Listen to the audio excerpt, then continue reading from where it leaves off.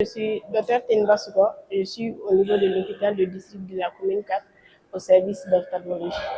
Oui, il s'agissait d'une présentation sur la fréquence des affections oculaires rencontrées au niveau de l'hôpital de district de la commune 4 de Bamako.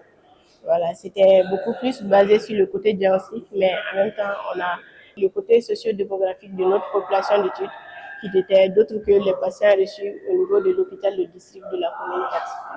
Je remercie d'abord les organisateurs et voilà. C'est une rencontre souvent annuelle organisée par la Société d'ophtalmologie. C'est encouragé parce que nous avons beaucoup appris durant tout le cours du congrès. On apprend beaucoup et il y a beaucoup de partage d'expériences là-dedans. Moi, c'est Marawatra Mariam Traoré. Je suis assistante médicale à l'ophtalmopédie au centre à l'IOTA. Bon, ma présentation, ça s'intitulait sur l'adhérence au traitement dans la prise en charge du rétinoblastome au CHU IOTA. En fait, les signes d'alerte, les parents doivent constater leurs enfants. Quand ils voient seulement une tache blanche avec une déviation oculaire, ça c'est une urgence. Ils doivent présenter l'enfant dans un centre de santé pour la prise en charge. Je leur dis merci. Merci pour l'organisation. Vraiment, ça a été une réussite. Je les remercie infiniment. Je suis le docteur Bruno Marico et je suis médecin ophtalmologiste au CHU IOTA.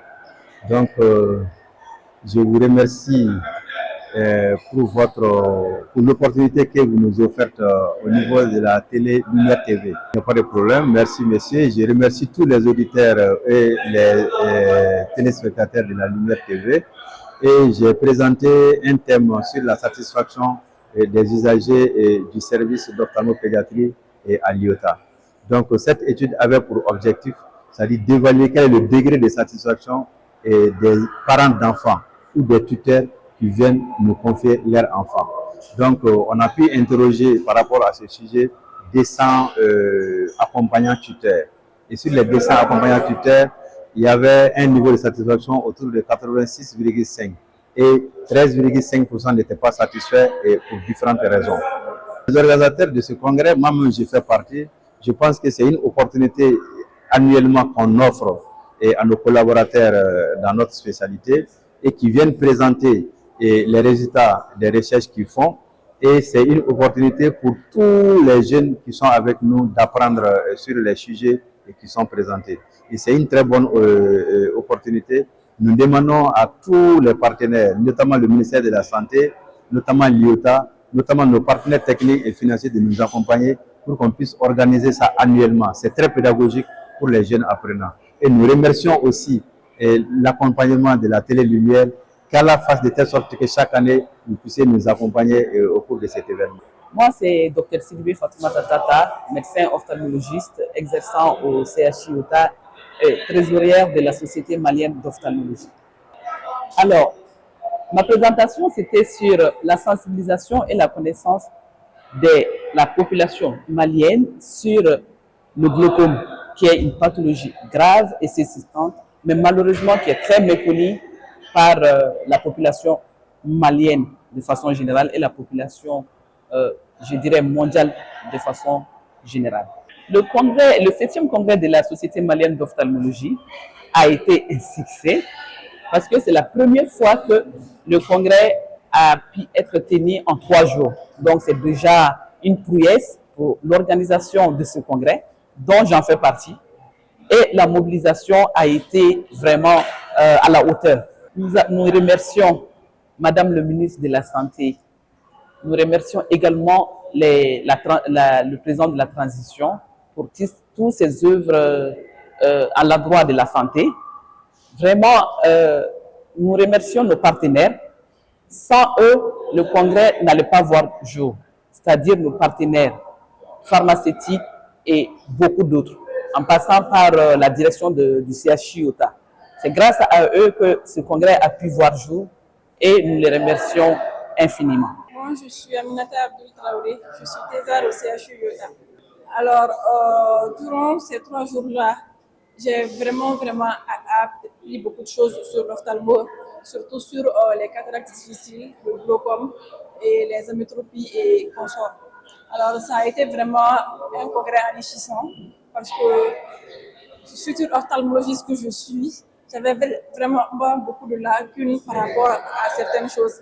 Et vraiment, ce congrès m'a permis de beaucoup plus encore aimer l'ophtalmologie et d'apprendre beaucoup de choses qui ne sont peut-être pas à mon niveau aujourd'hui, mais qui me seront vraiment utiles dans le futur. Alors, je remercie les organisateurs pour l'initiative.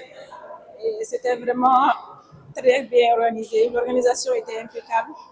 Ça, je pense qu'ils ont atteint l'objectif. Étudiants, que ce soit du côté des étudiants, des maîtres et autres, tout le monde est satisfait. Je suis Kraoré Bintou, thésard au CHU Yota. Je pense que c'était des très belles présentations avec des très beaux orateurs. Nous avons beaucoup appris.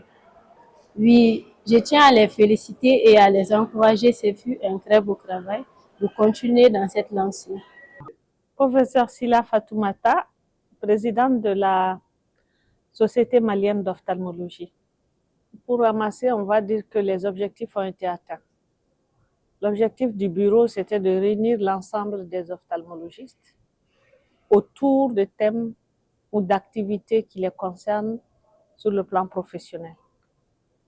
Il y a eu deux activités essentiellement qui ont réuni les ophtalmologistes. L'activité sociale, qui a été d'aller vers la population malienne et sur initiative propre et gratuitement de faire une campagne de chirurgie à l'attention de la population démunie qui est dans le besoin. Et donc par rapport à ça, le bureau, en tout cas la société s'est mobilisée sur 3 sites, le centre de santé de référence de Dioïla, le centre de santé de référence de Ouelessebougou et le centre Jean-Marie Cissé de Sikasso. Dans ces 3 centres-là, les membres de la société, bénévolement, ont accepté d'accompagner la population malienne à travers les consultations ophtalmologiques gratuites et à travers une campagne de chirurgie de la cataracte gratuite. Et par rapport à ça, plus de 1300 personnes ont pu être examinées et plus de 300 personnes ont pu être opérées de cataracte sur les 3 sites. Donc, ce qui fait déjà un succès extraordinaire. La deuxième grosse activité qui est le congrès, donc qui nous a réunis pendant ces 3 jours intenses, le congrès aussi était un objectif. Le défi était important parce qu'il fallait réunir plus de 300 personnes pendant 3 jours pour animer des débats scientifiques concernant la spécialité. Et pour cela, nous pouvons dire que nous avons plus qu'atteint les objectifs. Parce que sur 300 personnes prévues, on a enregistré près de 400. Donc, ce qui est un succès phénoménal. Les partenaires aussi nous ont accompagnés. Et même ceux qui ne sont pas des spécialistes d'ophtalmologie nous ont accompagnés.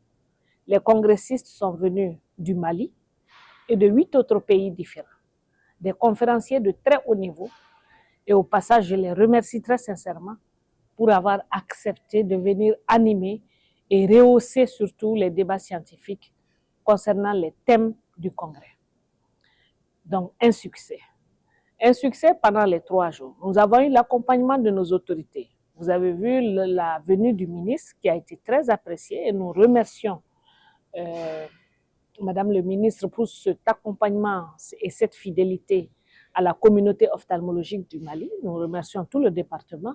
Nous avons été accompagnés par le CHU Yota qui n'a ménagé aucun effort cette année pour que les activités se passent au mieux pendant le congrès. Et aussi, nous avons été accompagnés par d'autres organismes non gouvernementaux qui nous ont apporté des soutiens précieux, tels que l'Organisation pour la prévention de la cécité, tels que la Fondation Théa, tels que Sight Service International, tels que les Lions Club de Sikasso, le Temps d'aide comme ONG, et aussi particulièrement les laboratoires pharmaceutiques. Ils étaient au nombre de 13 ou 14 cette année qui ont accepté d'être avec nous, qui ont accepté d'accompagner les ophtalmologistes à travers leurs inscriptions et qui ont accepté d'accompagner le congrès même en animant les stands pendant le congrès. On n'a rien à envier aujourd'hui des congrès internationaux qui se passent ailleurs. Les ophtalmos ont fait la preuve qu'ils sont ensemble, qu'ils ont un seul objectif et qui sont prêts à relever les défis pour le Mali. Salam alaikum, c'est moi Princesse Seida Maba, toujours la fierté de l'AES. Bamako Che Ani Mousso Demsen, groupe Lumière TV, Audi Adai, Anyamoroba, Oye Tonton Amadou Salatouré.